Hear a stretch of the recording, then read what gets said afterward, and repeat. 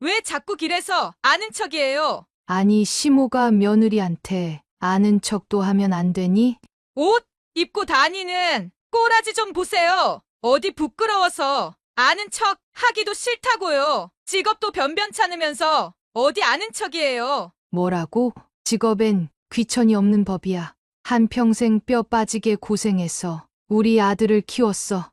그래서요? 어쩌라고요? 그렇게 열심히 살았는데 왜 가난하세요?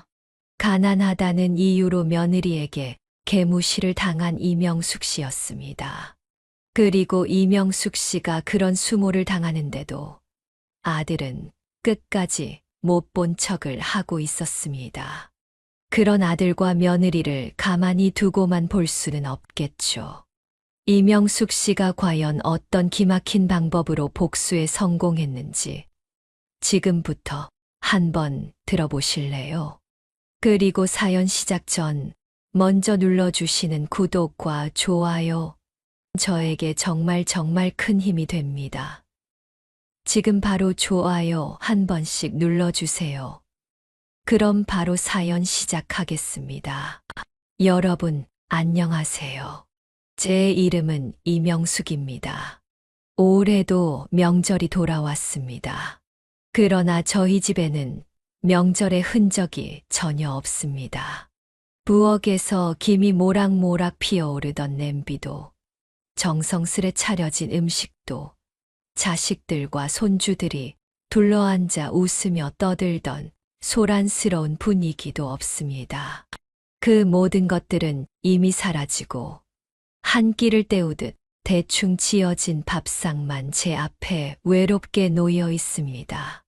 저는 홀로 주방 의자에 앉아 아무도 오지 않는 현관문을 바라보다가 천천히 손을 뻗어 TV 리모컨을 집었습니다. 버튼을 누르자 화면 속에서는 명절 특집 방송이 흘러나왔습니다. 밝은 조명 아래에서 가족들이 모여 웃고 떠들며 음식을 나누고 차례상을 차리고 어린 손주들이 세배를 하며 한복을 입은 부모들에게 복을 빌었습니다. TV 속 아나운서는 명절을 맞아 가족과 함께하는 기쁨을 이야기하며 스튜디오에 초대한 한 사람을 소개했습니다.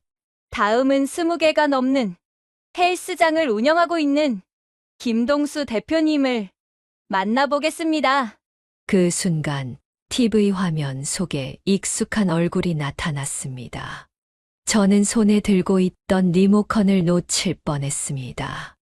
말끔하게 빗어 넘긴 머리, 잘 다려진 고급 정장을 차려입은 채 여유롭게 앉아있는 남자. 그 남자는 바로 내 아들 동수였습니다. 저는 심장이 덜컥 내려앉는 기분이었습니다. 지난 몇 년간 얼굴도 못 본 아들을 TV를 통해서 보고 있었으니깐요. 저는 조용히 TV 화면을 응시한 채 숨조차 쉬기 힘든 기분으로 아들을 바라보았습니다. 아나운서가 감탄하며 물었습니다. 이렇게 성공하시기까지 부모님의 도움과 희생이 컸을 것 같습니다. 특히 어린 시절 부모님께서 어떤 도움이나 조언을 해주셨는지 궁금합니다. 저는 순간 숨을 죽였습니다. 과연 우리 아들이 어떤 말을 할지 너무 궁금했습니다. 나를 안 찾아온 지 5년이 훌쩍 넘었고 얼굴 한 번 비추지 않는 아들이지만 내가 아들을 위해 바친 세월과 희생을 과연 이야기할까 너무 궁금했습니다. 추위에 손이 부르트도록 장사를 하며 나 자신을 위해선 한 푼도 쓰지 않았습니다.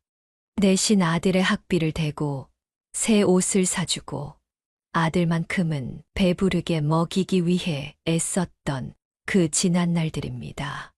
그러나 아들은 한치의 망설임도 없이 단호하게 말했습니다. 저는 전혀 부모님의 도움을 받지 않았습니다. 저를 위해서 해준 게 하나도 없어요. 그래서 전 지긋지긋한 가난으로부터 탈출하기 위해 필사적으로 일을 해왔습니다. 순간 손끝이 떨렸습니다. 숨을 쉴 수도 없었습니다. 아니, 저건 말도 안 됩니다. 내가 어떻게 아들을 키웠는데, 내가 어떻게 살아왔는데, 텔레비전 화면을 뚫고 들어가서 아들놈의 양복깃을 움켜쥐고 따져 묻고 싶은 심정이었습니다. 그러나 아나운서는 아무렇지 않게 웃으며 이어 질문을 던졌습니다. 그래도 명절에는 부모님을 찾아뵈실 거죠? 아들은 아무렇지도 않은 표정으로 익숙하다는 듯이, 당연하다는 듯이 여유로운 미소를 띠며 대답했습니다.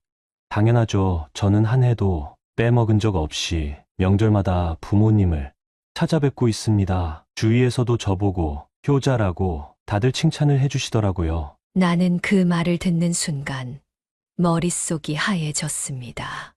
손이 떨려서 손끝이 시려서 온몸이 분노로 달아올라서 주먹을 꽉 쥔 채 텔레비전을 노려보았습니다. 뭐라고? 한 해도 빼먹은 적이 없다고? 아들의 얼굴을 못 본 지 어느새 5년이 지났습니다. 제가 뭘 잘못해서도 아닙니다. 아들이 성공하고 나니 평생 가난하게 살아온 제가 부끄럽겠지요. 아마 그 이유 때문인 것이 분명했습니다. 단 한 번도 찾아오지 않은 아들이, 단 한 통의 전화도 없던 아들이, 카메라 앞에서는 세상에서 가장 효자인 것처럼 뻔뻔하게 거짓말을 늘어놓고 있었습니다. 저는 그 자리에 그대로 얼어붙은 채 TV 속 아들의 얼굴을 바라보았습니다. 화면 속에서 저렇게 거짓말을 태연하게 늘어놓는 저 사람이 내가 모든 걸 희생하며 키워온 내 아들이라는 것이 믿어지지 않았습니다. 저는 텔레비전을 꺼버렸습니다. 거실 한쪽에는 먼지가 쌓인 액자가 있습니다. 그 안에는 어린 시절의 아들이 내 손을 꼭 붙잡고 환하게 웃던 사진이 있습니다. 저는 조용히 사진을 내려다보았습니다. 그리고 다시 텔레비전 속에서 본 그 남자의 얼굴을 떠올렸습니다. 그때의 순수했던 아이와 지금의 텔레비전 속 저 남자는 너무도 달랐습니다. 지난 5년 동안 아들이 연락 한 번 없어도 그동안 꾹 참아왔습니다. 아들이 바쁘니까, 아들이 성공하느라 정신이 없으니까 연락을 하지 못할 수도 있다고 저 스스로를 설득했습니다. 하지만 더 이상은 아닙니다. 나를 없는 사람 취급하고 명절에도 단 한 번 찾아오지 않으면서 이제는 세상에 뻔뻔하게 거짓말까지 하는 걸 더 이상 가만히 두고 볼 수는 없습니다. 저는 곧장 집을 나섰습니다. 차가운 바람이 얼굴을 스치고 발걸음이 점점 더 빠르게 내디뎌졌습니다. 거센 바람을 뚫고 버스에서 내렸습니다. 차갑게 언 손을 호호 불어가며 한 손에 꼭 쥔 주소를 다시 한번 바라보았습니다. 너무 오랜만에 와서 이 길이 맞는지도 확신할 수 없었습니다. 저는 고개를 들어 앞을 바라보았습니다. 눈앞에는 하늘을 찌르듯이 우뚝 솟아있는 초고층 아파트가 서 있었습니다. 아파트에서 나오는 정말 비싸 보이는 외제차들을 보니 순간 한 발짝도 내디딜 수 없었습니다. 이곳은 제가 살던 세계와 너무나도 달랐습니다. 저는 길 한복판에서 떡볶이를 팔았고 거친 손으로 뜨거운 철판을 뒤집으며 겨울이면 손이 트고 갈라졌고 비 오는 날이면 비를 맞으며 쭈그려 앉아 떨면서도 단 한 번도 내 삶이 부끄럽다고 생각한 적은 없었습니다. 그런데 내 아들은 이런 좋은 곳에 살면서 가난했던 저를 부끄러워하고 욕을 했겠지요? 저는 이가 갈릴 듯한 분노를 삼키며 단단하게 주먹을 쥔 채 아파트 정문을 향해 걸어갔습니다. 아파트 정문 앞에 다다르자 정장 차림의 경비원이 다가왔습니다. 무슨 일로 오셨습니까? 저는 순간 움찔했지만 곧 침착하게 대답했습니다. 우리 아들을 보러 왔습니다. 경비원이 나를 위아래로 훑어보았습니다. 제 옷차림을 보더니 고개를 갸우뚱하며 다시 물었습니다. 아드님을 보러 왔다고요? 아드님께서 몇 동 몇 호에 사십니까? 너무 오랜만에 찾아오는 아들네 집이라 순간 정확한 동호수가 떠오르지 않았습니다. 저는 머뭇거리며 입을 열었습니다. 그게 너무 오랜만에 와서 정확한 동호수는 잘 기억이 안 납니다. 경비원의 눈빛이 싸늘하게 변했습니다. 그는 무언가를 의심하는 듯한 표정으로 날 바라보며 단호하게 말했습니다. 아니, 아드님이 어디 사시는지 동호수가 기억이 안 난다고요? 그럼 아드님께 직접 전화라도 해보시죠. 저는 떨리는 손으로 휴대폰을 꺼냈습니다. 숱하게 눌렀던 번호를 다시 한번 천천히 눌렀습니다. 귀에 댄 휴대폰에서 신호음이 길게 울렸습니다. 그러나 아들은 전화를 받지 않았습니다. 저는 손을 꽉 쥐었습니다. 경비원이 한숨을 쉬며 팔짱을 끼고 나를 노려보았습니다. 아들이 어디 사는지 동호수도 모르고 아들은 전화도 안 받네요. 여기 뭐하러 오셨어요? 솔직히 말하세요. 물건 팔러 오신 거예요? 그 말이 너무 억울해서, 너무 분해서 저는 손을 꼭 쥔 채 울컥한 감정을 억누르며 목소리를 높였습니다. 아닙니다. 정말 우리 아들을 보러 왔다고요. 제발요. 아니면 아저씨가 직접 이 번호로 전화 좀 해보세요. 왜인지 제 전화를 받질 않네요. 경비원은 못마땅한 표정을 지으며 휴대폰을 꺼내들었습니다. 그리고 직접 전화를 걸었습니다. 놀랍게도 신호음이 몇 번 울리기도 전에 아들은 곧바로 전화를 받았습니다. 여보세요? 경비원이 조용히 대답했습니다. 안녕하세요. 아파트 경비원입니다. 어떤 할머니가 아들을 만나러 왔다고 하는데 진짜 이분이 어머니 되시는 분 맞으신가요? 잠시 정적이 흐르더니 아들은 차갑게 물었습니다. 아, 잠시 저 좀 바꿔주세요. 전화를 건네받고 저는 떨리는 목소리로 말했습니다. 동수야, 엄마다. 그 순간 짧지만 깊은 침묵이 흘렀습니다. 그리고 아들은 차갑게 대답했습니다. 아니, 경비원분 폰으로 왜 전화를 거세요?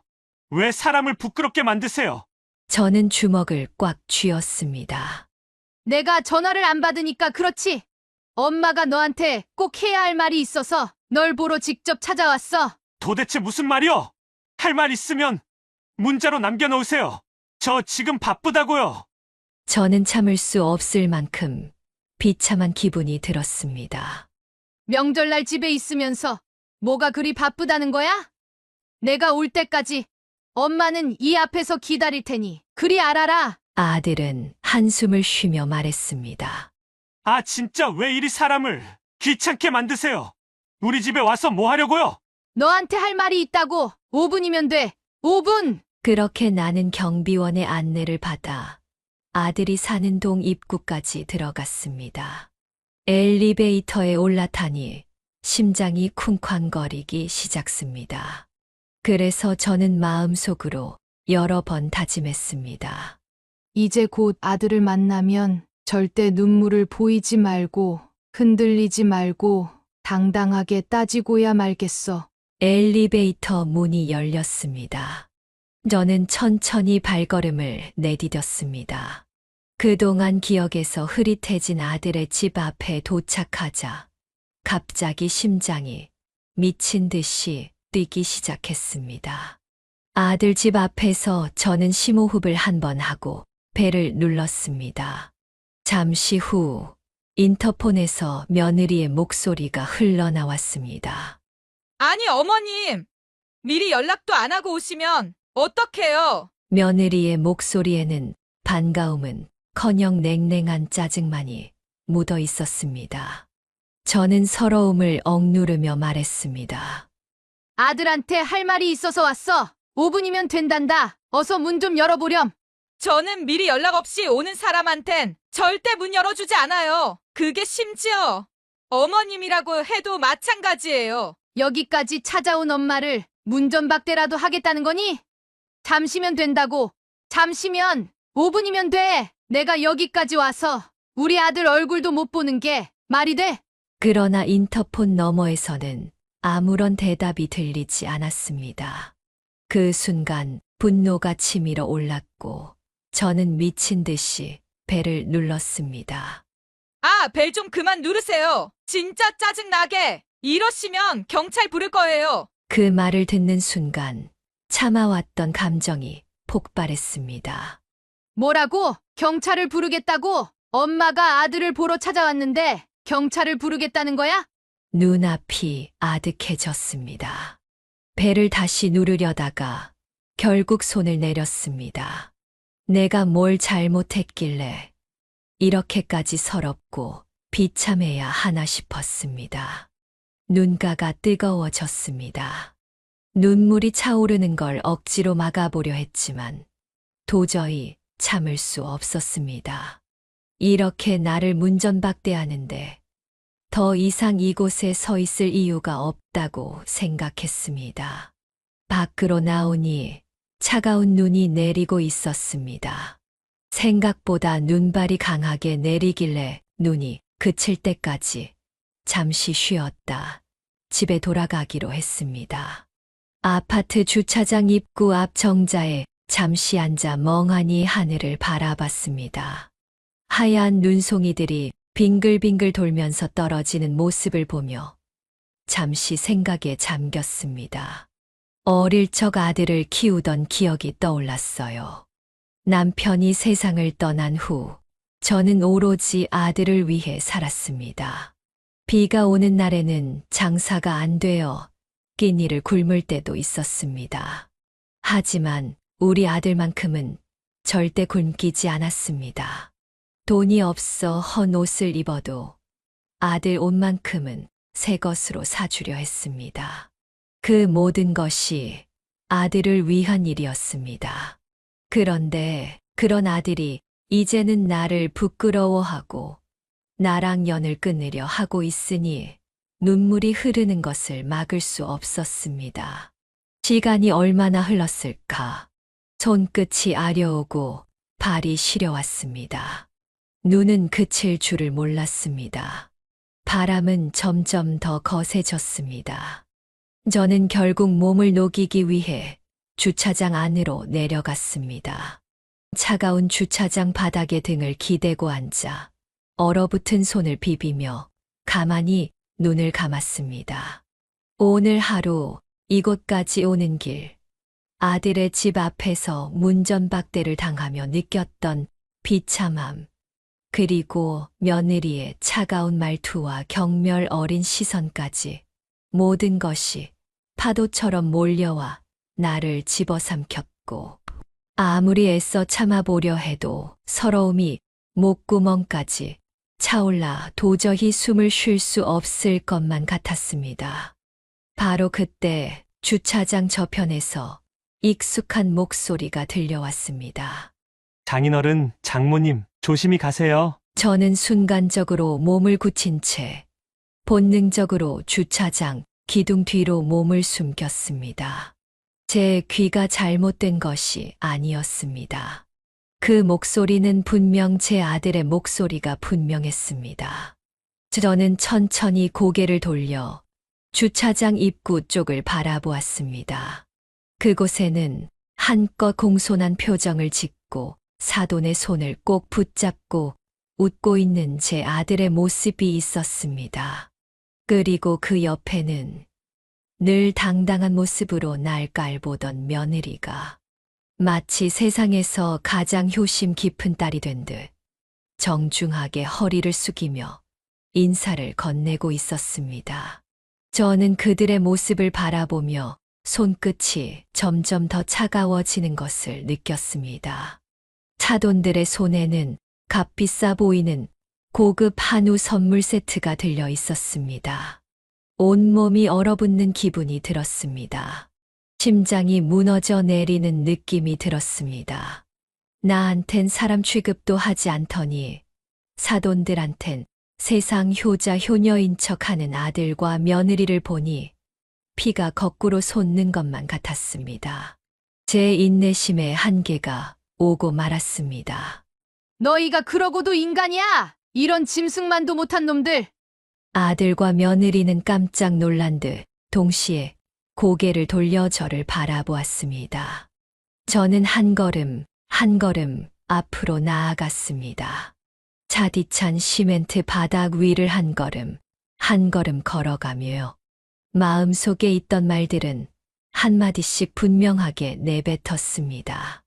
내가 대체 너희들한테 뭘 그렇게 잘못했길래?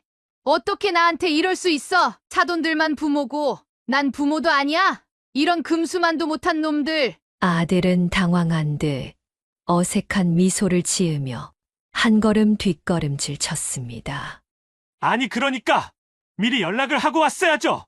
저는 그 말을 듣자마자 안에서부터 끓어오르는 분노를 도저히 참을 수 없었습니다. 손을 들어 아들을 가리키며 목소리를 높였습니다.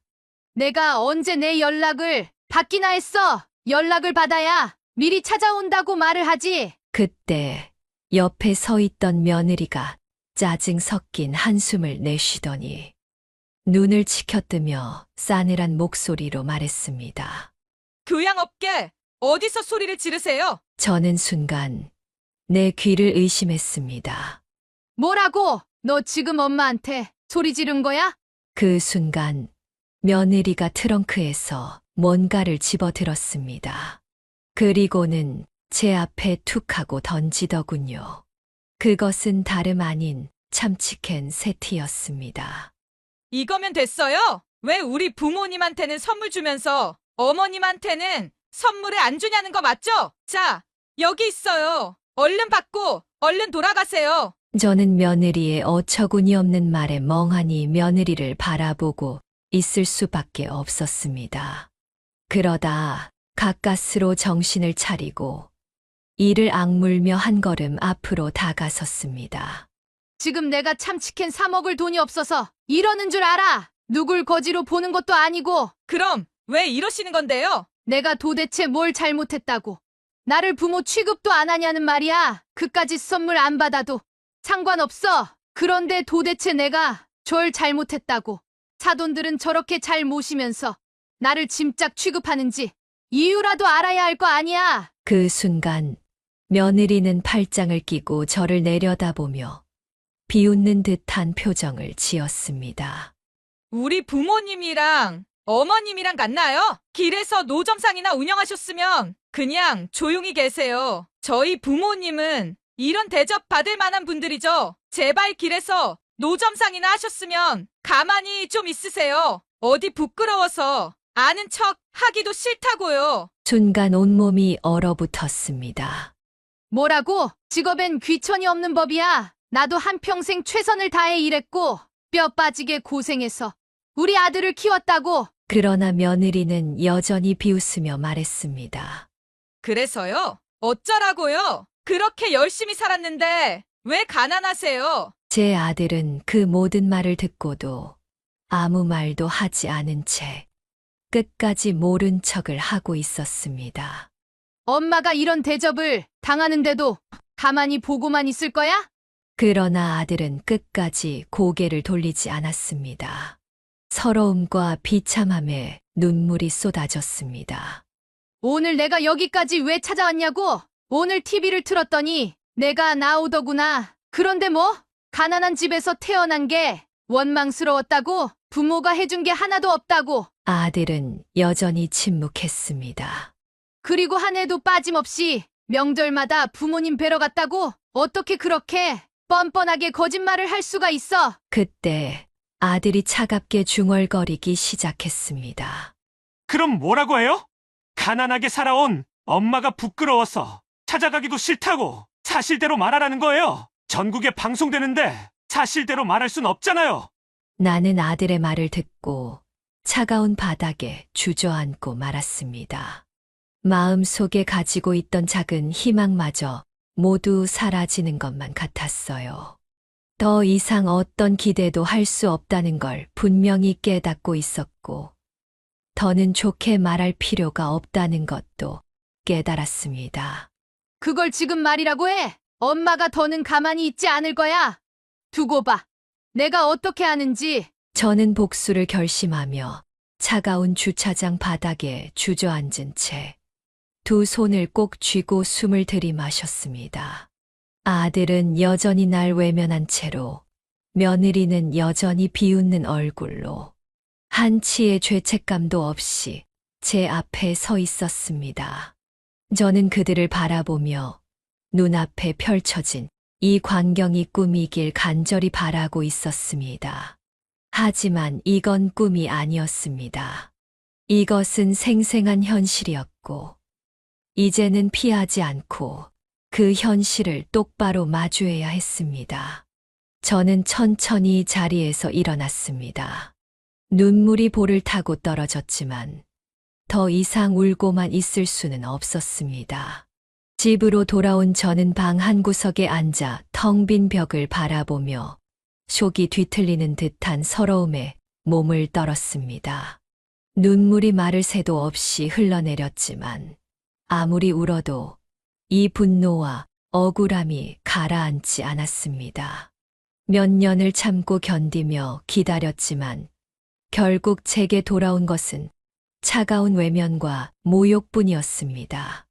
며느리가 내 앞에서 비웃으며 던진 참치캔, 내 존재 자체를 부정하는 말투, 아들이 뒤돌아서 모른 척하는 모습까지 그 모든 것이 머릿속을 헤집으며 사라지지 않았습니다. 밤이 깊어질수록 서러움과 분노는 점점 차가워졌습니다. 이제는 울기만 해서는 안 된다는 것을, 이제는 더 이상 그대로 당하고만 있을 수 없다는 것이 분명했습니다. 저는 더 이상 참지 않기로 하였습니다. 내 모든 걸 바쳐 키운 아들이 나를 이렇게 버려둔 채 세상에 둘도 없는 효자라며 세상의 존경을 받는 꼴을 지켜볼 순 없습니다. 그것만큼은 절대로 용납할 수 없었습니다. 이제는 내가 행동으로 움직여야 할 때입니다. 저는 천천히 책상으로 다가가 흰 종이를 꺼내 들고 굵고 선명한 글씨로 문구를 적었습니다. 노점상 운영하며 힘들게 키운 어머니를 버리고 성공한 후 부모를 외면한 불효자! 가난한 부모가 부끄럽다며 한 번도 찾아오지 않았으면서 명절마다 부모님을 챙긴다고 거짓말한 남자의 실체를 밝힙니다. 한 글자 한 글자 써 내려갈 때마다 손에 힘이 들어갔고, 한 글자를 적을 때마다 지난 세월의 서러움이 터져 나왔습니다. 종이를 내려다보면서 이제 나는 물러설 수 없다는 것을 확신했습니다. 설 연휴가 얼른 끝나기만을 기다렸습니다.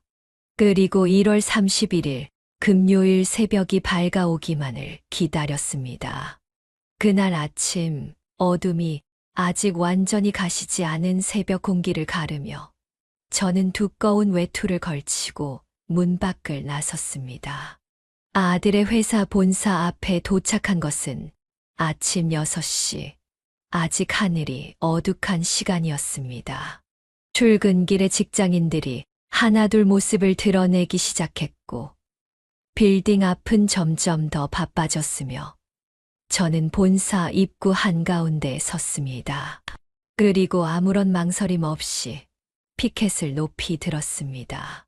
처음에는 아무도 신경 쓰지 않았습니다. 그러나 곧 지나가던 사람들이 발걸음을 멈추었고 저를 흘끗거리기 시작했으며 일부 직원들은 휴대폰을 꺼내어 사진을 찍었습니다. 사람들의 수군거림이 점점 커졌고 피켓에 적힌 글자를 읽은 사람들이 여기저기서 웅성거렸습니다. 이거 봐, 김 대표님 얘기 아니야? 저분이 진짜 대표님 어머님이야? 아니, TV에서는 엄청 효자인 척하던데 저건 뭐야? 직원들이 찍은 사진은 순식간에 직원들 사이에 퍼지기 시작했습니다. 그제야 회사 내부에서도 소란이 일어났는지 보안팀 직원들이 다급히 뛰어나와 저를 말려보려 했지만 저는 더욱 단단히 피켓을 붙잡고 한 걸음도 물러서지 않았습니다.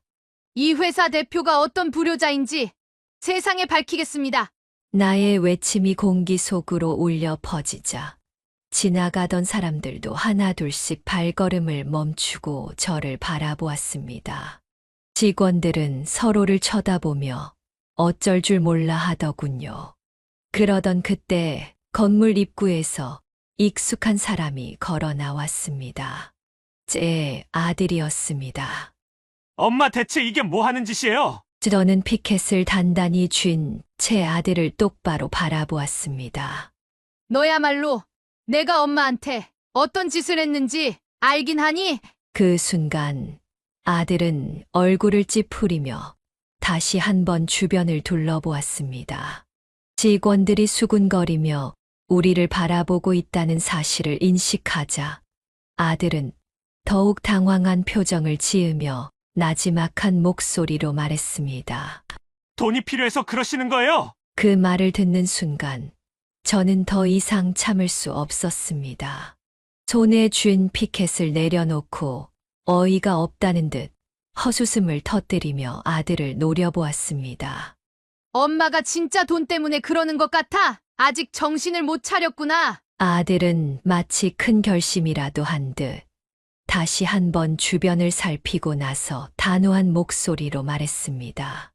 돈이 필요한 게 아니라면 대체 왜 이러시는 건데요? 장인어른이랑 장모님한테는 한우를 선물해주고 엄마한테는 참치캔 줘서 그런 거예요. 엄마한테도 한우 사드릴 테니까 그만 좀 하세요. 저는 순간 모든 감각이 얼어붙는 듯한 기분이 들었습니다. 나도 내 돈으로 얼마든지 소고기 사 먹을 수 있어. 너한테 도움 안 받아도 살아가는데 아무 문제 없어. 아들은 아무 말 없이 저를 바라보았습니다. 하지만 아들의 표정에는 미안함도 후회도 없었어요. 오직 짜증과 불안만이 서려 있을 뿐이었습니다. 내가 정말 돈 때문에 이러는 줄 알아? 내가 엄마를 대하는 태도가 어떤지 생각해 본 적은 없어? 가난하게 살아왔다는 이유로 널 키워준 엄마를 부끄러워하고 몇 년간 연락 한 번 하지 않았으면서 TV에 나와서는 아주 뻔뻔하게 거짓말을 했지. 그리고 널 찾아간 엄마를 문전박대하면서 쫓아냈잖아. 이제 모든 사람들이 알게 될 것이다. 내 실체를 말이야. 내가 엄마를 어떻게 버렸고 어떤 상처를 줬는지 말이야. 아들은 더욱 얼굴을 일그러뜨리기 시작했습니다. 주변에는 출근하는 직원들이 점점 더 많아지고 있었기 때문입니다. 상황이 점점 더 심각해지는 것 같으니 아들이 다급히 누군가를 부르기 시작했습니다. 보안팀, 여기 좀 와서 이 아줌마 좀 끌고 가세요. 그 말이 떨어지기가 무섭게 건물 안에서 검은 정장을 입은 보안 요원들이 빠른 걸음으로 달려 나왔습니다. 저를 강제로 끌려가려고 하자 저는 필사적으로 저항했습니다. 이 손 치워. 엄마가 아들 찾아온 게 뭐가 문제라는 거야? 그러나 제가 아무리 발버둥 쳐봤자 여러 명의 보안 요원을 이길 수는 없었습니다. 몸을 뒤로 빼며 손을 뿌리쳤지만 보안 요원 중 누군가가 팔을 잡아당기는 순간 중심을 잃고 그대로 바닥으로 쓰러지고 말았습니다. 순간적으로 허리에 강한 충격이 전해졌고 저는 바닥에 주저앉았습니다. 참을 수 없는 통증이 허리를 타고 번지면서 순간적으로 숨이 막혔습니다. 저기 아주머니, 괜찮으세요? 한 직원이 다급하게 다가왔지만 아들은 단 한 걸음도 움직이지 않았습니다. 여전히 그 자리에 서서 나를 내려다보며 눈살을 찌푸릴 뿐이었습니다. 저는 바닥에 주저앉은 채로 온몸이 떨리는 걸 느끼며 손바닥으로 땅을 짚었습니다.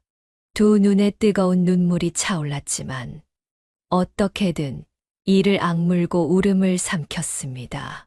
그 순간 머릿속에서 지난 날들이 떠올랐습니다. 어린 아들이 배고프다고 울던 날, 남편 없이 혼자 노점상을 운영하며 비바람을 맞으며 장사하던 날, 거리에 주저앉아 눈물 흘리던 날들, 모든 것이 한꺼번에 밀려왔습니다. 저는 떨리는 손으로 바닥을 짚으며 아들을 바라보았습니다. 정말 이렇게까지 해야 하니? 엄마가 널 어떻게 키웠는데. 제가 바닥에 쓰러지자 그제서야 아들도 조금 놀란 듯해 보였습니다. 아, 진짜? 그러니까 적당히 했어야죠. 앰뷸런스 좀 불러봐요. 저는 조용히 눈을 감았다가 떴습니다. 쓰러진 저를 내려다보는 아들의 표정이 보였습니다. 놀란 기색이 살짝 서려 있었지만 걱정이나 후회보다는 당황스러워 보였습니다. 마치 예상치 못한 사고가 터졌다는 듯한 불필요한 문제를 마주한 사람처럼 보였습니다.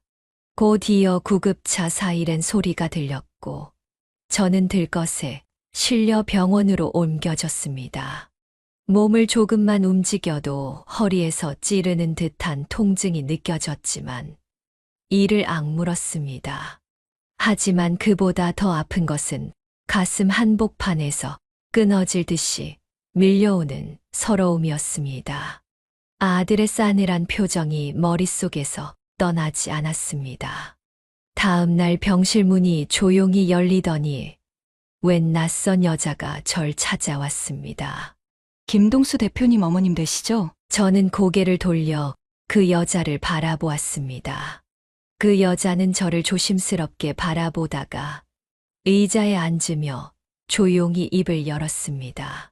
저는 사연일보 기자 최지혜입니다. 제가 우연히 아드님 회사 앞에서 어머님이 넘어지는 걸 촬영했습니다. 여기 영상도 다 있습니다. 그날의 사건을 기사화할 생각입니다. 공론화시키면 많은 사람들이 관심을 가질 겁니다. 혹시 인터뷰에 응해 주실 수 있을까요? 그 순간에도 아들이라는 이유 하나만으로 저는 마지막까지 고민을 했습니다.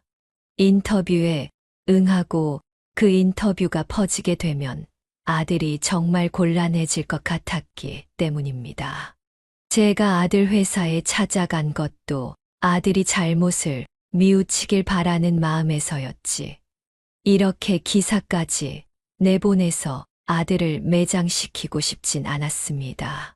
그래도 제 아들인데요. 차마 이렇게까진 못하겠어요. 그때 기자가 조용히 저를 바라보더니 휴대폰을 꺼내 제 눈앞에 들이밀었습니다. 이걸 보시면 생각이 바뀌실 겁니다. 휴대폰 화면에는 아들 회사의 공식 SNS 게시물이 떠 있었습니다. 저는 손끝이 떨리는 걸 느끼며 화면을 바라보았습니다. 그리고 그 순간 모든 것이 무너지는 기분이 들었습니다.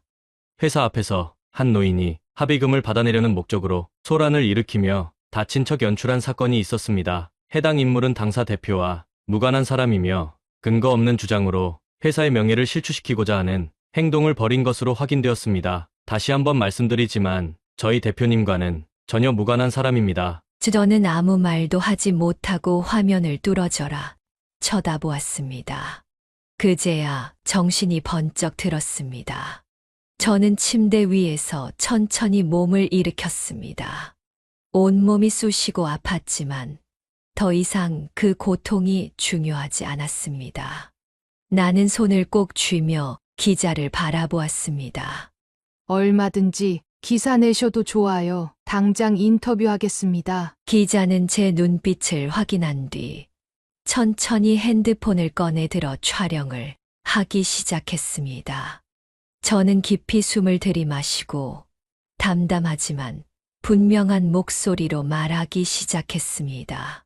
제가 우리 아들을 위해 얼마나 고생을 하고 희생을 하며 살아왔는지 이제는 세상에 알리고 싶습니다. 그리고 내 아들이 어떻게 변했는지, 어떻게 부모를 버렸는지 빠짐없이 말할 겁니다. 기자는 조용히 고개를 끄덕였고 저는 멈추지 않고 말을 이어갔습니다.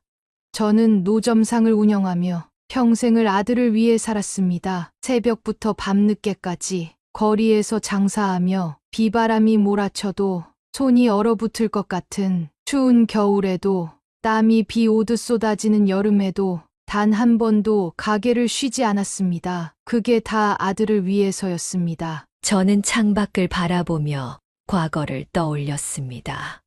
아들이 먹고 싶은 걸 먹게 해주고 싶었고 친구들 앞에서 기죽지 않게 해주고 싶었습니다. 그래서 저는 먹고 싶은 것을 참았고 옷을 사고 싶어도 꾹 참았습니다. 매일같이 장사하느라 손톱에 때가 끼고 얼굴은 햇볕에 검게 타들어갔지만 아들만 잘 되면 된다고 생각했습니다. 그 아이만큼은 내 삶을 닮지 않길 바랐으니까요. 기자는 조용히 듣고 있었고 저는 속에 맺힌 말을 계속 이어갔습니다.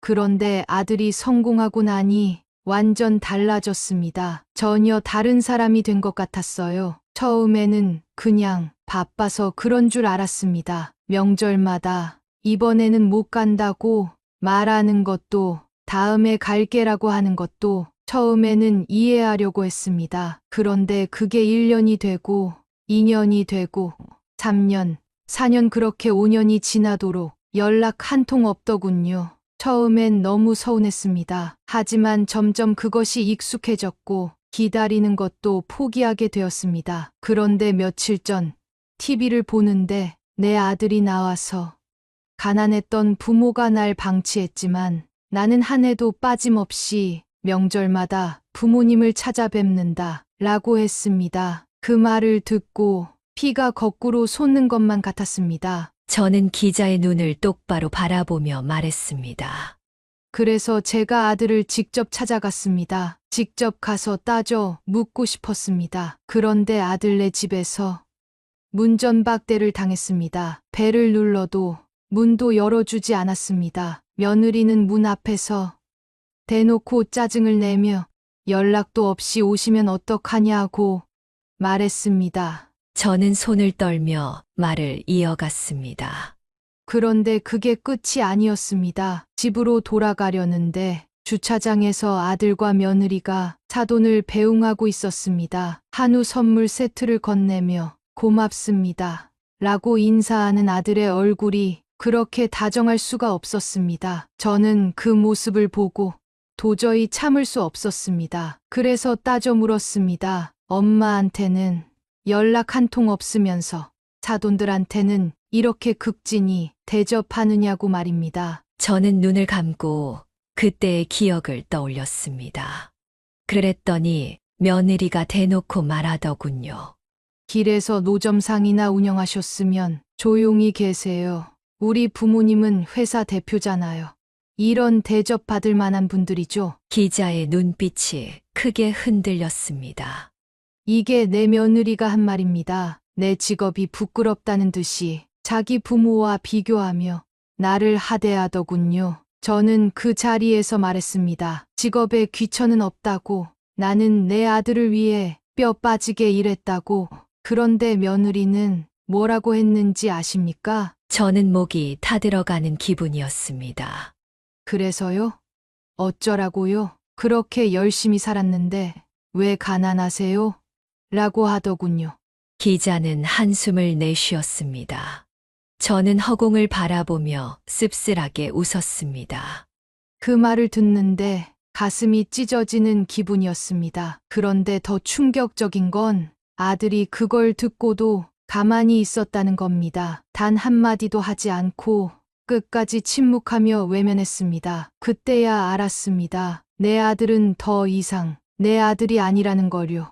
그래서 1인 시위를 시작했습니다. 이대로 당하고만 있을 수는 없었습니다. 내 아들이 내 존재를 지우려 한다면 나는 내 존재를 세상에 알리기로 했습니다. 그래서 아들 회사 앞에서 피켓을 들고 시위를 시작했습니다. 그런데 아들이 저한테 이렇게 말하더군요. 돈이 필요하면 줄게요. 얼마면 되겠어요? 그래서 저는 그 자리에서 말했습니다. 돈으로 모든 문제를 해결하려 드는 거냐고 말이죠. 하지만 아들은 끝까지 자기 잘못을 깨닫지 못했습니다. 결국 경비원들을 동원해서 저를 강제로 끌어내려다가 결국 저는 바닥에 쓰러졌고 허리를 크게 다쳤습니다. 저는 깊이 숨을 들이마시고 마지막으로 말을 이었습니다.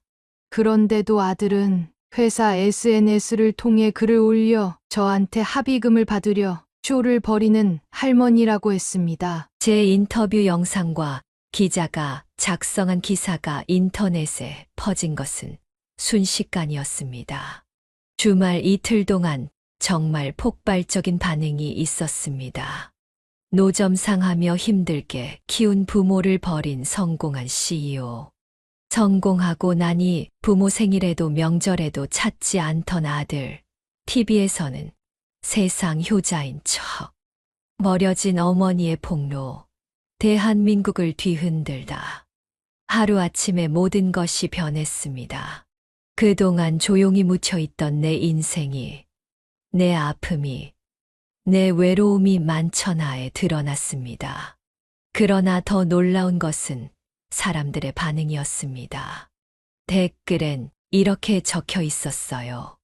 이런 사람이 운영하는 헬스장은 절대 안 갑니다. 불매 운동 시작합시다. 이런 사람이 돈을 벌어선 안 됩니다.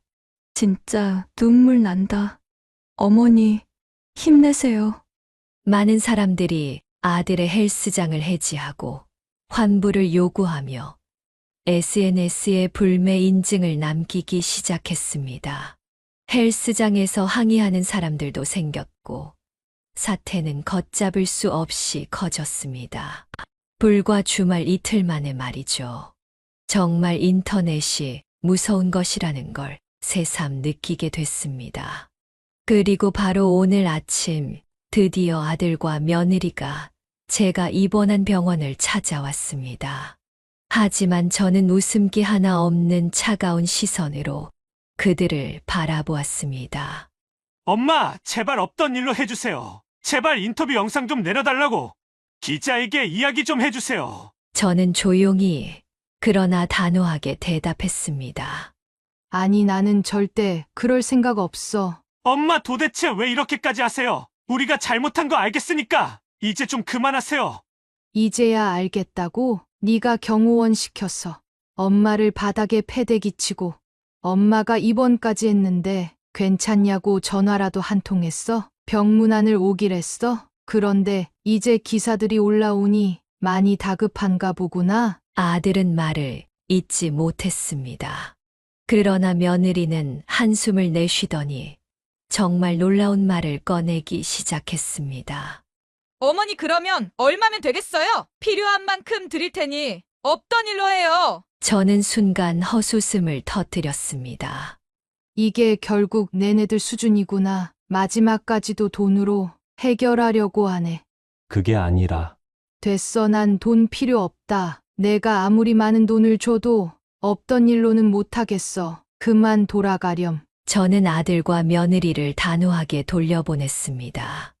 더 이상 기대할 것도 후회할 것도 남아있지 않았습니다. 그냥 더 이상 엮이고 싶지 않았어요. 당분간은 아무런 스트레스 없이 다친 몸을 치료하는 데만 전념하고 싶었습니다. 그런데 오늘 아침 해가 뜨기도 전에 아들과 며느리가 다시 병원을 찾아와 제 앞에서 무릎을 꿇기 시작했습니다. 엄마, 제발 부탁이에요. 내 사업이 한순간에 물거품이 될 순 없잖아요. 제발 없던 일로 해주세요. 저는 그 자리에 얼어붙고 말았습니다. 뭐라고? 아들은 고개를 깊이 숙이고 있었고 어깨가 크게 떨리고 있었습니다. 엄마, 내가 정말 잘못했어요. 이제야 깨달아요. 내가 얼마나 큰 잘못을 저질렀는지, 그리고 엄마가 나를 위해 얼마나 희생하며 살아왔는지 이제야 알겠어요. 내가 왜 그런 짓을 했는지 정말 후회돼요. 저는 아들을 멍하니 바라보았습니다. 분명 어제까지만 해도 며느리랑 함께 와서 어떻게든 돈으로 해결을 하려 했습니다. 그런데 갑자기 무릎을 꿇고 용서를 구하니 어안이 벙벙했습니다. 그런데 그 모습이 이상하게도 너무나도 간절해 보였습니다. 엄마, 다시는 그러지 않을게요. 제발 한 번만 기회를 주세요. 가슴이 요동쳤습니다. 오랜 세월 동안 아들에게서 듣고 싶었던 말이었습니다. 미안하다는 그 한마디가 듣고 싶어서 그 한마디를 듣기 위해서 얼마나 많은 눈물을 흘렸던지 모릅니다. 그리고 그때 며느리가 갑자기 가방에서 웬 종이를 하나 꺼내 저한테 주더군요. 어머님, 저희가 다시는 어머니를 외면하지 않겠다는 증거로 남겼어요. 이건 효도 각서입니다. 앞으로 저희가 어머님을 지극정성으로 모시고 명절과 생신을 챙기고 정기적으로 연락드리며 절대로 다시는 어머님을 외롭게 두지 않겠다는 내용을 적었어요. 한번 읽어보세요. 만약 저희가 이 내용 중 하나라도 어긴다면 그때는 다시 기사로 올리셔도 좋습니다. 정말입니다. 저는 멍하니 그 광경을 바라보았습니다. 어제까지만 해도 돈으로 해결하려 했으면서 갑자기 왜 이렇게까지 하려고 하는 거니? 제가 조심스럽게 묻자 며느리는 식은땀을 흘리며 대답했습니다. 너무 긴장해서 헛소리를 한 것 같아요. 어머니를 정말 무시하려 했던 게 아니라 너무 겁이 나서 그만. 그 순간에도 여전히 의심스러웠습니다. 하지만 마음속에서 동요가 일어나기 시작했습니다. 어머니, 저희를 믿어주세요. 다시는 어머니를 실망시키지 않겠습니다. 정말입니다. 저는 한참을 고민한 끝에 조용히 입을 열었습니다. 바로 결정할 문제는 아닌 것 같아. 조금만 시간을 주겠니? 그 순간 아들과 며느리의 표정이 바뀌었습니다. 왜요, 어머니? 저희가 진심으로 반성하는데도 왜 아직도 망설이세요? 그러니까요. 저희가 이 정도까지 하는데 엄마는 왜 이렇게 냉정한 거예요? 시간이 없다고요. 시간이 1분이라도 빨리 기사를 내려야 한다니깐요. 저는 조용히 숨을 들이마시고 차분히 이야기를 이어갔습니다. 너희가 진심으로 반성했는지 아니면 이걸로 모든 걸 덮고 싶어서 이러는 건지 솔직히 아직 확신이 없어. 하루만 더 시간을 줄 수 있겠니? 아들은 짜증이 묻어나는 표정을 지었습니다. 엄마, 그렇게까지 믿음이 없어요? 아니, 엄마가 원하는 거 다 적었잖아요. 그런데도 왜 그러세요? 저는 조용히 고개를 저었습니다. 일단은 생각할 시간이 필요해. 당장 대답을 요구하지 않았으면 좋겠구나. 딱 하루만 시간을 더 주렴. 좀 더 고민해보고 너희들을 용서할지 안 할지 결정하마. 아들은 씁쓸한 표정을 지으며 고개를 끄덕였습니다. 알겠어요. 하지만 너무 오래 생각하시면 안 돼요. 한시가 급하거든요. 가능하시면 빨리 대답을 해주셨으면 좋겠어요. 그렇게 말하고 아들과 며느리는 병실을 나갔습니다. 문이 닫히고 병실은 다시 고요해졌습니다. 저는 손에 쥔 효도 각서를 바라보며 깊은 고민에 빠졌습니다. 이제 어떻게 해야 할까? 이 정도까지 했는데 한번 용서해 주는 것이 맞을까? 용서를 구하려고 무릎까지 꿇었잖아. 그런데 또 다르게 생각해보면 빨리 용서할지 말지 확답을 달라는 게 용서를 구하는 사람들의 태도가 맞는 걸까? 여러분이 제 상황이라면 어떻게 하시겠습니까? 오늘까지 아들과 며느리에게 대답을 주기로 했는데 고민이 길어져서 조금 늦어지더라도 이번 주 안에는 대답을 주려고 합니다. 참 고민이 많이 되네요. 아들과 며느리한테 이렇게까지 당하고 계속 용서할지 말지 고민하는 제가 답답하시죠? 그런데 막상 제가 인터뷰했던 기사 때문에 아들과 며느리가 피해를 볼 것 같으니 마음이 편하지 않은 것도 사실입니다. 부모란 참 어쩔 수 없나 봐요. 여러분들의 생각을 댓글을 통해 남겨주실 수 있을까요? 남겨주시는 댓글들 정말 하나하나 확인하면서 결정을 내리는데 꼭 참고하도록 하겠습니다. 제가 옳은 결정을 내릴 수 있도록 저 좀 도와주세요. 이명숙 씨의 부탁대로 이명숙 씨가 어떤 결정을 내리는 게 옳을지 경험 많은 여러분들의 솔직한 생각 댓글로 남겨주시면 이명숙 씨에게 큰 도움이 되리라 생각합니다. 그리고 단순히 용서를 할지 안 할지 말고 다른 기발한 생각과 방법이 있다면 이명숙 씨에게 더욱 큰 도움이 되리라 생각합니다. 혹시 아직 구독과 좋아요 안 눌러주신 분들이 있으시다면 꼭 한 번씩 부탁드립니다. 그럼 저는 더 재밌고 흥미진진한 영상으로 다시 여러분들을 찾아뵙겠습니다. 감사합니다.